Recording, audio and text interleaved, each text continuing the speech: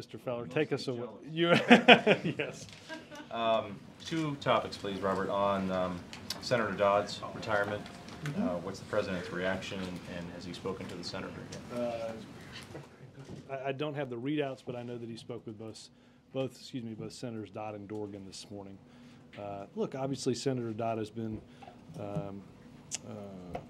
enormously involved and enormously helpful in moving both healthcare and financial regulatory reform,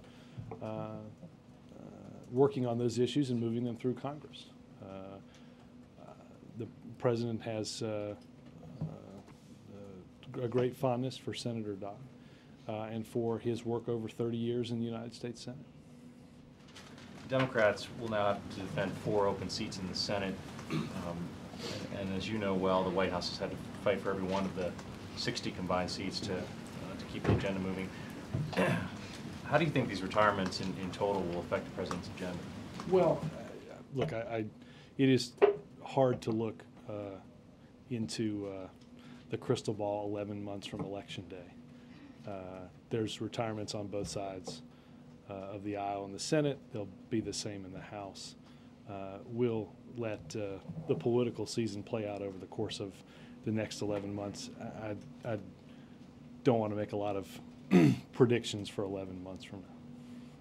I also wanted to ask you about terrorism. We know from what the president said yesterday that the initial Brennan report will be released soon. And I anticipate that it will be released tomorrow. Tomorrow,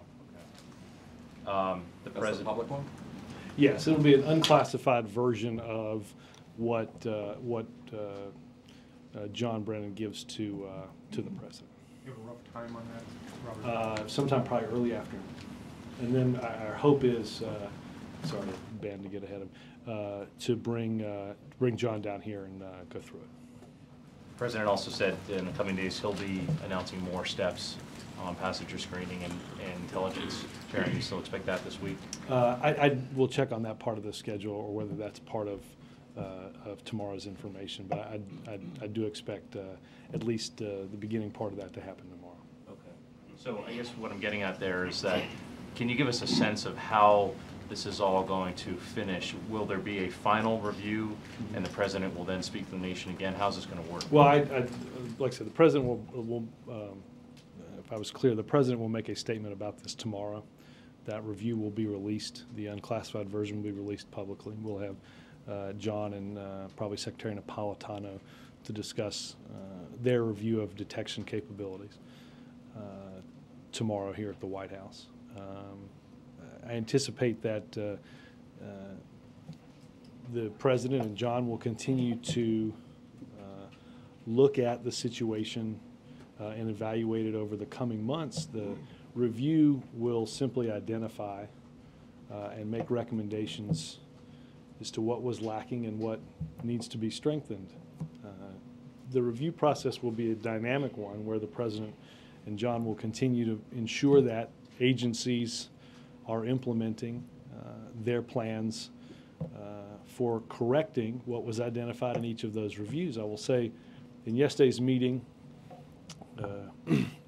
each agency and department took responsibility for their aspect of that systemic failure, and each outlined what they had identified as initial shortcomings and ideas for changing those. And the president will be anxious to watch that, and John will watch that and follow up with each of those agencies as this transpires. Yes, ma'am. I wanted to clarify something and then ask a question. You said the review will be released tomorrow. Yes. Okay. And going back to Senator Dodd, how do you think it's going to affect financial regulatory reform, the push? He's been a leader in that, and there's been some reaction on Wall Street. Some stocks have gone up, and some have gone down. As is the want of Wall Street. I would say this. Look, I think Senator Dodd has been a passionate advocate for ensuring that we have rules in place so that what happened on Wall Street doesn't happen again, that we have strong consumer financial protections. And I think Senator Dodd will continue to work on that with his committee throughout this process. Do you think his leaving will make him more of a lame duck? I mean, it's a loss of that passionate advocate. No, look, I knowing Senator Dodd and the passionate advocate that he is, I think he will continue to work hard and want to get this done by the end of the year, as the president does too. Jake. The president last year set a deadline for the end of 2009 for Iran to begin showing some compliance with international agencies and when it comes to its nuclear program. Has there been any movement? If not, Has there been any movement? By the Iranians that we don't know about? And if not, what's the next step? Well, the next step is ongoing, and that is working with our partners in the P5+1 and throughout the international community in looking at the next steps to hold Iran accountable. We have said and made clear throughout this process that they should act and demonstrate living up to their responsibilities, that failure to act would result in consequences. And we're in the process of, as you've heard the president discuss, developing what those consequences are with our international partners. You know, I would say that, and you've heard the president speak on this now, both in Oslo and over the Christmas break, that you know, we've noticed continued divisions within Iran, including much greater calls for universal rights and universal values, and we are watching those closely as well. Should we expect that when the United Nations reconvenes, the United States will push for the economic sanctions that you guys have threatened? I think that working with our partners and working throughout the international community, we will take steps to develop what those consequences are and move those forward. Yes. When the UN reconvenes? I don't know if I don't know the exact day that will be. Understanding that we have begun and had begun even before the end of the year, initial discussions both within the administration on what can be done, as well as with our international partners. I wanted to follow up also on a comment the president made in one of the interviews he gave right before he went to Hawaii. I forget, and I apologize, whether it was with NPR or PBS, but he was asked about the fact that the minority in the Senate has required the invoking of cloture, I believe, more than ever before, and what he thought should be done about it. There are the measures that would require a change of the rules would be, one would require 67 votes, which you don't have. One would be a reverse nuclear option, which might cause serious damage to the Senate. The other one is a bill offered by Senator Harkin, which would have some sort of sliding scale of cloture. Is there going, especially with facing the prospect of losing seats in the Senate in 2010, or at the very least a wash, but certainly nobody predicts that you guys are going to gain any. Is there any consideration or any support by the president for any of the measures to change the rules so that he can have an easier time getting his agenda forward?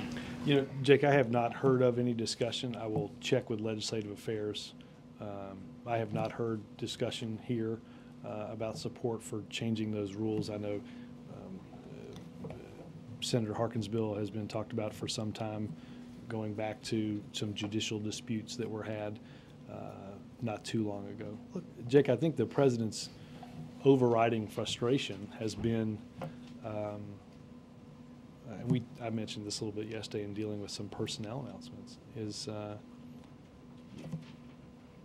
it's not simply that you see tactics purely to delay, purely to watch the clock wind around and around, but they don't even appear to be philosophical, right? When something gets filibustered and we take 30 hours to debate it, and then the ultimate vote is 88-10, was the filibuster predicated on anything else other than watching the clock wind around? It's not a philosophical argument. It's just an argument, I suppose, to hear people talk in order to delay the passage of vital legislation for the American people. I think the American people would be frustrated and are frustrated by the lack of not getting anything done just to hear somebody talk. A lot of liberal activists want you guys to do something about it. Are you going to? I will check with legislators. Like I said, I have not heard anything about changing the rules. Dan? Yesterday, the president talked about red flags, these bits and pieces of information that the intelligence community had, that it involved someone who we now know to be the suspect. Was this specific information that was tied to an airplane, airliner, anything like that, or was it more general? Dan, I'm going to wait for the review to come, the public portion of the review to come out, and allow John to be able to speak in depth about all of those issues. I think, to reiterate what the president said, the sort of top-line message the president had was, we understand this was a systemic failure. We understand that information we had in our possession, information that likely could have prevented or disrupted the incident on the 25th of December from happening.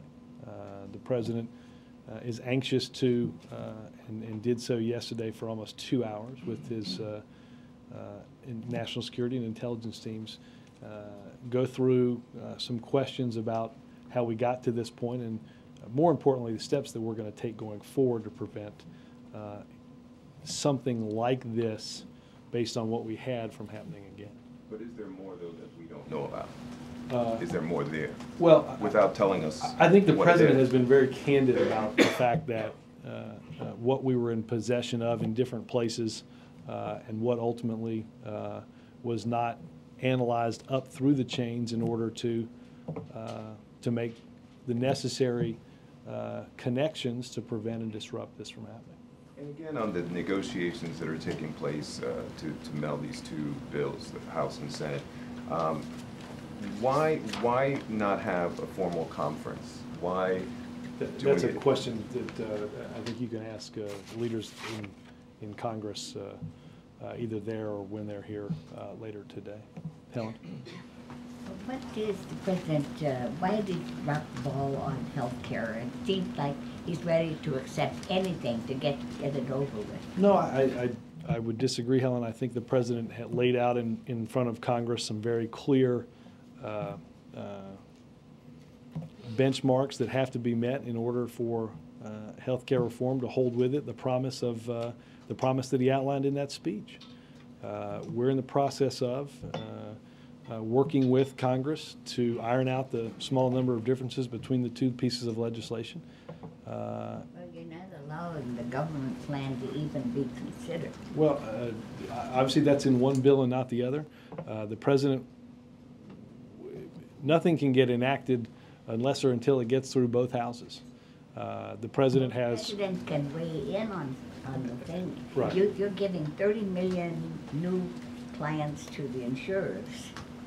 Well, Like a bonanza. well, and in return, we are getting vital insurance protections against pre-existing conditions, against lifetime caps on health care. I think the net winner by far in this process will be not simply those that have lacked accessibility to health care, but those that have had access to it but have struggled with insurance reforms. How are you going to pay for it? The bill outlines the different ways and aspects that it's paid for, and it's completely paid for, as the CBO has mentioned. Chip. Following up on Dan's question, during the campaign, the president on numerous occasions said words to the effect of, quoting one, "All of this will be done on C-SPAN in front of the public."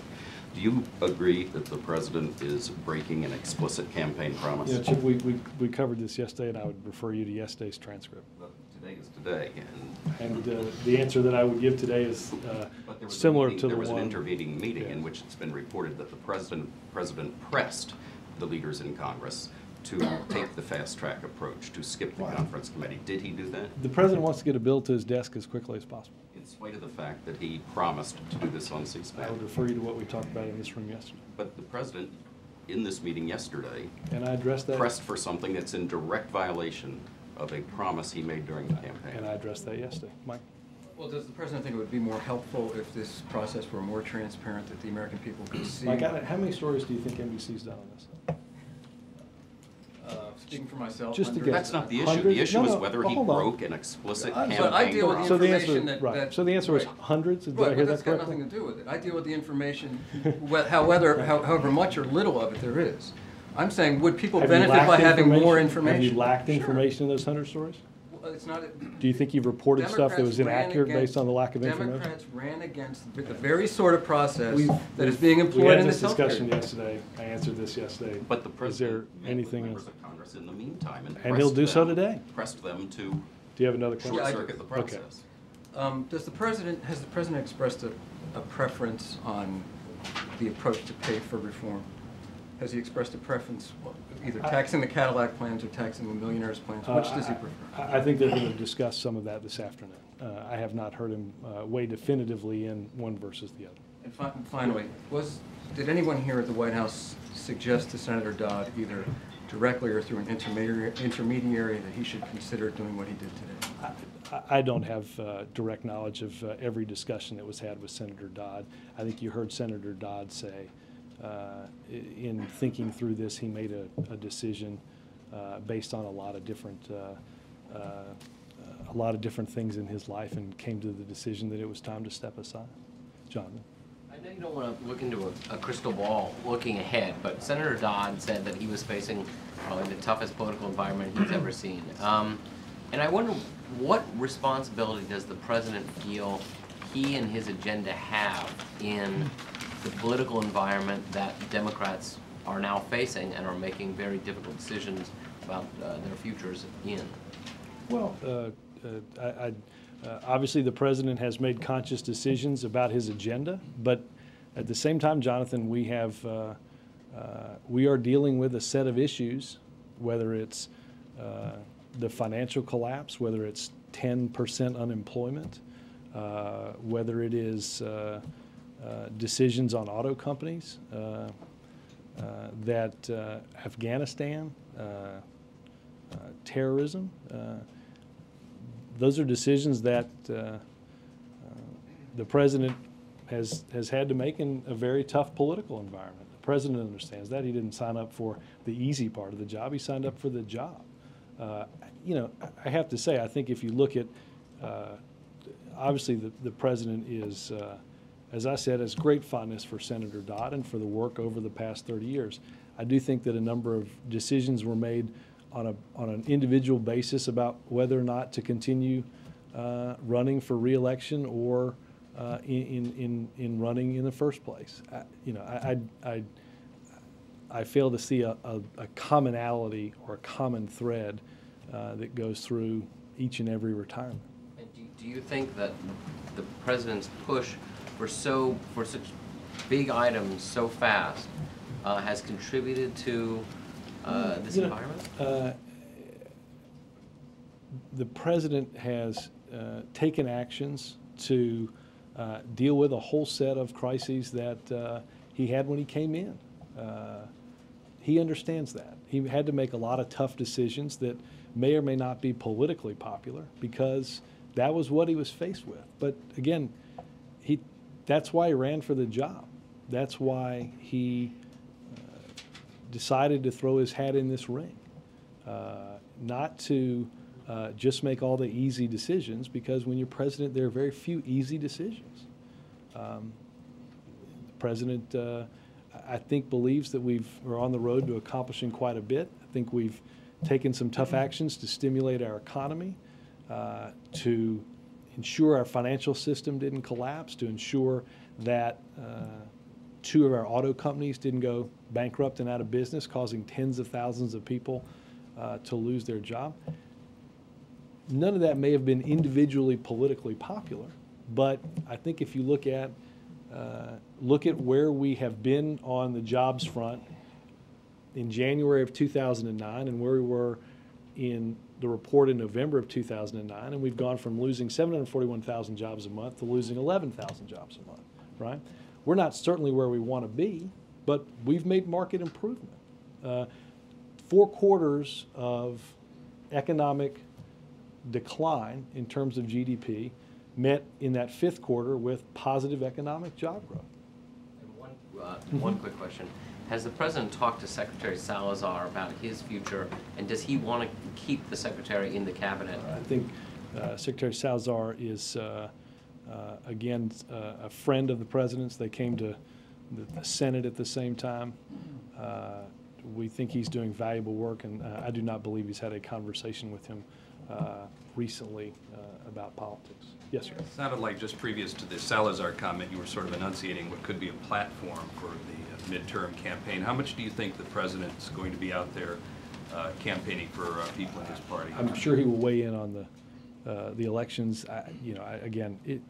We've obviously done our part in raising some funds for candidates and for the Democratic Party. I anticipate that will continue, but I think to say that I've seen a detailed plan about what happens 11 months from now would just not be the case. Now, going back to the review, Robert, that they're going to announce tomorrow here, can you give us some sense as to just generally what issues this thing is going to cover? Then you got this review, and then you've got the final review. Maybe there'll be an interim review. How far is this one going to go addressing the human and systemic failures that the president talked about? This will be very comprehensive. I mean, the president heard, look, the president got preliminary assessments a little more than a week ago from virtually every agency. The CIAs came in a few days after that, detailing what had gone wrong. John Brennan synthesized a lot of that, and they walked through a decent portion of that yesterday in the Situation Room. I think the president got a very detailed look yesterday at what John has found in terms of John's specific portfolio was on watch listing, and obviously it's in a sense a tad broader than watch listing, because information that would lead you to be watch listed is what he examined. Secretary Napolitano looked through her charge, and DHS's charge was about detection capabilities and screening. Obviously, they've taken actions in the interim to increase air security, both at airports here and for flights coming into this country. But I think John's report yesterday to the president was very detailed, very comprehensive. So tomorrow's will be even more detailed on I the think screening it and will, watch listing? Yeah, I think it will. In many ways, this will be the close of this part of the investigation as to the 25th. When I alluded to the dynamic of continuing to look, I think obviously the president and John Brennan will be. I think, let me say it this way, I think if the president believes that we simply can't identify what we were doing on the 25th and what we now have to do differently, I think he will want to continue to look at whether or not the progress on what has been identified and what will change, whether we're making progress in meeting those necessary changes. I don't have a timeline at the moment for that, but I think John's report to the president has been enormously detailed. Robert, any personnel announcements? Not that I know of. I'll go there and I'll come to you. Yep. Change the subject a little bit. There's a report out of the Pentagon today that says there's 1 in 5 Guantanamo detainees upon their release return to terrorism, which is up from the previous Pentagon report on the same subject. What was the linkage of that to the suspension of transfer of detainees on Yemen yesterday? I've not seen or heard about the latest report that you refer to, and I don't have handy what numbers had been for similar reports in years past. Yesterday's determination was made and announced very much on what you heard John Brennan say over the weekend. We never have a plan to transfer anybody either to our home country or to a third country that we believe we have reason to believe will present a security situation for us or for that country. And in relating to Yemen, I think you heard John say nobody was going to be transferred back that we did not believe that the Yemeni government could handle. The determination was made that given as you heard the president say, the swift change in the security environment even over the last few weeks in Yemen, caused the president and the attorney general to agree that pausing any of those transfers was the right policy right now. Does recidivism have any bearing in the decision? Well, let me get a better answer from NSC based on this report. I haven't seen it. One follow-up, does it make, or does it have any, does it make it harder to close Guantanamo as a result? Well, I think you heard the president say yesterday, we are committed to closing Guantanamo. You heard the president enunciate clearly that one of the explicit reasons mentioned in very early recruiting material from Al-Qaeda in the Arabian Peninsula was the existence of Guantanamo Bay. That having been said, as John and others have said on numerous occasions, we're not going to make any decisions that we believe threaten the security of the country. Is there a new date for closing by any chance? Not that I'm aware of. On terrorism, Do you want to take it and then come back to me? Sure. Thank you. On terrorism. Can you assure the public, the traveling public, that all checked luggage on airlines is inspected? And will the government be giving... I'm going to point you to TSA on specific airline screening procedures as a better place to get a very full picture of what they do on a daily basis. Is the administration doing anything to protect the safety of the traveling public on trains and metro? Or are you thinking of giving more money? Let me check with DOT on that. I mean, without getting into a lot of specifics, obviously, I think there's a heightened awareness across government. A couple of quick ones on Yemen. Is it fair to say that the pause you just referred to is an indefinite pause for a substantial period of time? Well, I'd forget the exact phrasing that the president used, but I would say until we believe the time is right. And when the president and you refer to the security situation in Yemen, are you referring to the ongoing conflict both north and south that's been described as a civil war? Are you talking about stepped up Yemeni government efforts against al-Qaeda strongholds? Well, are they related? Because one's been going on for quite some time, yeah, look, and the al-Qaeda efforts have started much more recently. And if that's what you're referring to, I'd like to know. Well, let me try to phrase this. Obviously there has been a security situation. This has not been a safe part of the world for quite some time. What I think you heard the president refer to, without getting overly specific, obviously just in the past couple of weeks you have seen, and we have seen a far different security situation. And I'm just trying to understand the linkage with that and the necessary decision to pause.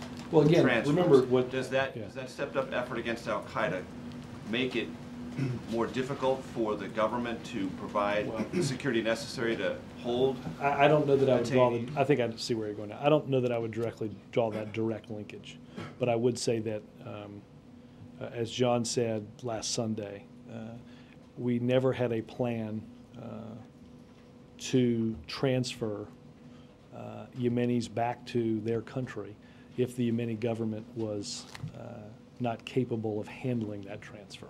So that should be what we should assume now, that right now, for various reasons, they're not capable of handling transfers. I would say for a number of reasons we've decided to make the policy decision we announced yesterday. Follow up on Jake's question about Iran. You said the next step is ongoing. How much is that complicated by the very direct statement from the Chinese ambassador to the United Nations that now is not the time for sanctions at all? They shouldn't be discussed. Diplomacy and continued dialogue with Iran must take precedence. Well, we have, I don't... Now, not just 2009, right. currently. But not to... we have discussed with the Chinese. I think the notion that we're not in discussions with the P5+1, I'm not entirely sure that he said the word discuss. Now is not the right moment for sanctions because diplomatic efforts are still ongoing. Right. again, like I said, I don't think he said the word discuss, meaning I don't want either my answer or your question to leave the impression that we haven't been in discussions with the Chinese, the Russians, and our partners in the P5+1, as well as in international efforts involving the IAEA and others to address the nuclear weapons capability of Iran. Look, Paige, I don't. Obviously, there are countries that are that have always had varying degrees of interest in the timing of different consequences. We understand that. We're working with folks in order to bring them along on this path. And to follow up on the conversation we had yesterday, which you referred several reporters to about openness and transparency, do you believe that the standard the President described in the campaign has been met as it regards the health care conversation? I think you asked this yesterday, and I think my answer yesterday was yes. The standard has been met. I have turned on any number of televisions and opened any number of publications and seen healthcare discussed quite broadly this year. When she was asked about this, Speaker Pelosi said yesterday there are a number of things he was for on the campaign trail, suggesting that she thinks that perhaps this campaign promise is not being met, and then aides went on to say that she was also referring to the President's declaration he wouldn't raise taxes on those making less than $250,000. She interprets the tax mechanism in the Senate bill on so-called Cadillac health care plans as violating that promise. Well, as I think you know, and I would hope in the transparency of network and cable television, you would explain to your viewers that any Cadillac tax is on an insurer for offering a plan that exceeds, I think it's $23,000. So we can add to the openness right now by having that discussion. You would disagree with that assessment, at least from those close to the Speaker? I would disagree that with your notion that it is a tax on an individual, since the proposal is written as a tax on an insurance company that offers a plan. I would say in terms of Speaker Pelosi, she was here yesterday, and I think all involved thought the meeting that they had was very productive. Yesterday said, Can I ask, just follow that, you don't think they pass those taxes on, those costs on to consumers? I'm not an insurance company broker. Well, it's just obvious. Isn't it self-evident that they would do that? Not necessarily. It's No, not they may just not offer. I think any economist would consider a de facto tax on a... Well, are you speaking now for economists, or am I speaking now for Not very well. I brokers? can't do that very well, but I mean, it seems pretty self-evident let's that... just go back to Major's questions. You said yesterday, I don't believe that anybody has legitimate constitutional concerns about the legislation, meaning healthcare legislation. Is that an opinion that circulated through the White House from the counsel's office? I mean, nobody's done an analysis, because I don't think. Here, or do you have something that's substantive from a No. constitutional point of view, or the counsel's office? I don't believe anybody has looked at it, because I don't believe anybody believes that it is unconstitutional. Robert, on the review and the announcement tomorrow, Yeah. you probably saw Congressman Peter King on the morning talk shows saying that if the lapses were as serious as the President describes, somebody should go in the President's review. Has he seen anything that is a firing offense, a disciplinary offense? Well, one of the things I think you'll see, Mark, with the report, and when you talk to John tomorrow, is that it was not the falling down of one agency, one department, or one person. This, as the President has described, was a systemic failure. Each of those agencies and departments yesterday took responsibility, and as I've said, outlined plans for filling the gaps that they found. I don't know what the final outcome in terms of hiring and firing will be. I know the President is focused on, because of the broadness of what he believes the broadness and the systemic nature of that failure is to find those holes and fill. So he does not envision someone leaving, Again, or that's still possible? I don't know that any final decisions have been made. I think you'll see tomorrow that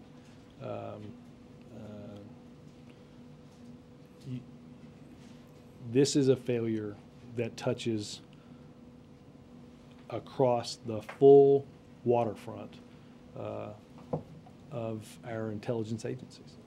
We always think personnel changes are still a possibility, just not part of tomorrow's. I doubt very seriously that'll be part of tomorrow. Yes, ma'am. Will it reflect any either advice or decision on how to prosecute Abdul Muttalab in terms of civilian courts, military tribunal? Will that be addressed in the review? Not that I'm aware of, because that wasn't part of the direct review. They discussed this yesterday, and I think we discussed this some yesterday too. I'm reminded very much if you look at the quite similar parallel cases between Abdul Muttalib and Richard Reed, obviously spaced some years apart, but each trying to do harm to a transatlantic flight using similar chemicals. Decisions were made by the previous administration after looking at all of the factors involved to enter Richard Reed into our civil justice system. I think he was indicted 2 or 3 days after the incident and is now spending life in prison in a Supermax facility in Colorado, federal Supermax facility. In the 2-hour session yesterday, did the president ever tell those executives sitting around the table that their jobs are on the line depending on how they move forward? Well, I think the president was very clear in his, say, 10-minute opening statement that to use his words, we screwed up. That this incident could have been a disaster. That disaster was not averted. That disaster was averted by the brave citizens on that plane, not because the system worked as it should have. He did not find that acceptable. He will not find finger pointing among agencies to be something that he'll tolerate. I think he was very clear about the expectations in our accepting responsibility for what has happened and fixing it going forward. I think one of the reasons that he'll want to continue to look at the progress that we're making in addressing the problems that have been identified is to do exactly that. Have this process be a dynamic one to ensure that if someone takes responsibility for their aspect of the failing, that not just in a report that comes a couple of weeks after, but a couple of months after, the President, John Brennan, and others will be able to look back and see progress that's been made in not just identifying, but in moving forward to address those shortcomings. And finally, will the president replace the director of the United States Secret Service? It has not been discussed under any circumstance that I have heard of. I think he has great confidence in Director Sullivan, who has done a wonderful job in keeping he and his family safe. Yes, ma'am. Robert, the president meets today with Charlie Rangel along with a small group of other House Democrats. Is the president concerned at all about closely associating himself with Rangel while he's under an ethics investigation and has already acknowledged being in error on his taxes? He's meeting with Charlie Rangel, he's meeting with Henry Waxman, he's meeting with George Miller, he's meeting with Nancy Pelosi. Obviously have committee chairs among the 3 relevant committees in which healthcare went through. I think everybody understands that as part of the openness of the debate that we've had, that legislation obviously had to go through the Ways and Means Committee. Just a quick follow-up. Tom DeLay was House Majority Leader when, Democrats criticized Bush for appearing alongside him while he was under investigation. Is this different? I don't see the analogy that you're drawing. Yep. Robert, the Yemenis who went back from Guantanamo to Yemen in September and December of last year, where are they now? Are they locked up somewhere? Are they on home detention? I can check with NSC to see what intelligence we have on where they are now. But can you say anything about what were the guarantees of security pertaining to that? Have not gotten into describing different arrangements or agreements that we make in transferring either to home countries or to third-party countries as part of this process. Can you say if ultimate release is in the long-term plan for any of I'm those just not seven? going to get into that publicly. Rob, if for some reason the Democratic caucus in the Senate lost their 60 votes and by a considerable margin, how might that change your legislative strategy? Just look at the crystal. You know, you have taken me down a series of hypotheticals that it would take me more than just a few seconds to wrap my head around, and I'm not entirely sure what we'd get out of either my short-term or long-term answer. How important is the 60 votes to your legislative strategy? The filibuster-proof Senate. Well, there's many answers for that too.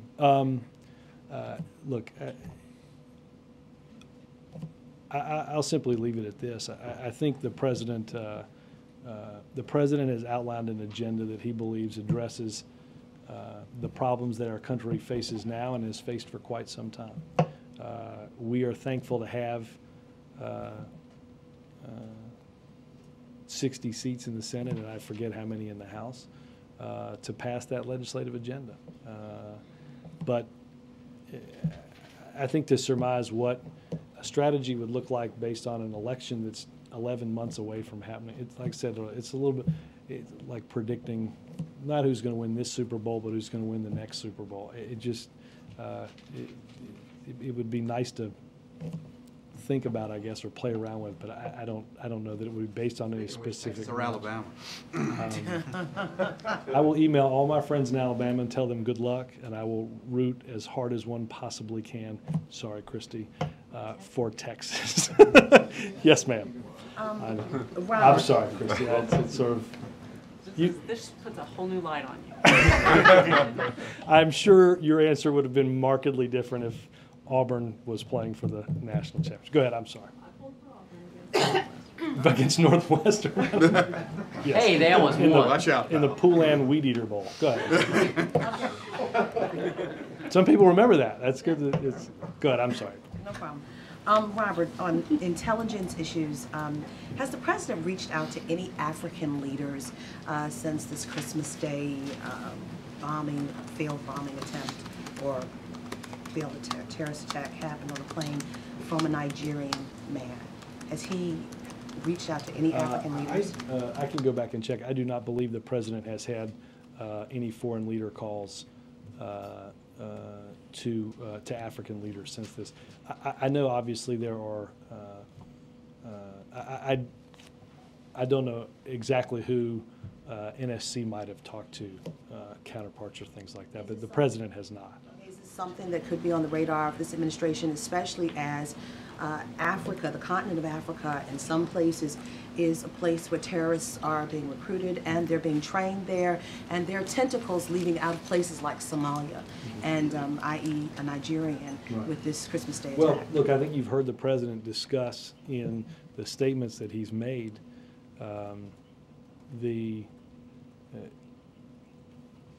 Jonathan, are you Sorry. I didn't realize I was that loud. Yeah, I didn't realize you were checking your voicemail. Yeah, I'm going to make a joke. Look, I think you've heard the president discuss in a number of his statements actions that our administration has been involved in fighting Al-Qaeda and its extremist allies, not just in Pakistan and Afghanistan, but as the president's talked about in Yemen and in places like Somalia. The ungoverned spaces where Al-Qaeda tends to take root. I know the president has talked with leaders from throughout the world on the causes for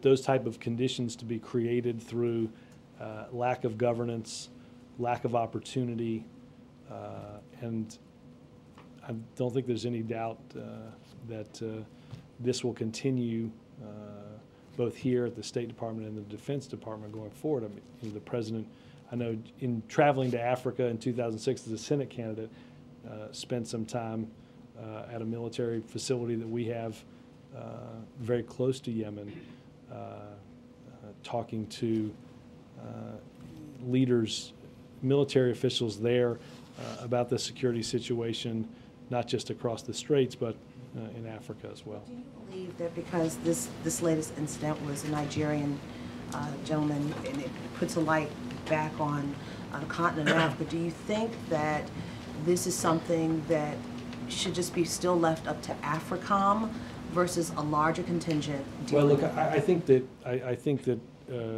our command in Africa would tell you that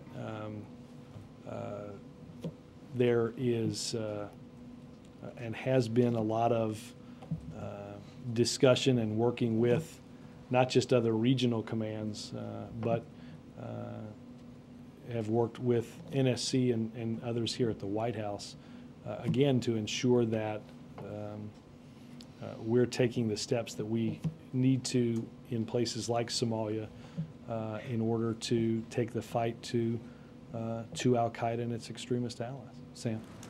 Thanks, Robert. Yesterday you said you would check on whether the White House plans to renominate Don Johnson. I have not got an answer on that. Can you then, I guess, talk broadly about what Jake was asking about, which are frustrations with the pace of how the Senate's moving, especially on these nominations that the President has submitted judicially and politically? I mean, look, I think that, as I said yesterday, we've put a number of people into government in the first year, but at the same time, we have seen a pacing in dealing with nominations, both for the executive branch and for judicial nominations, that I think by almost any estimation would be deemed slow. But again, I go back to the example I used with Jake earlier.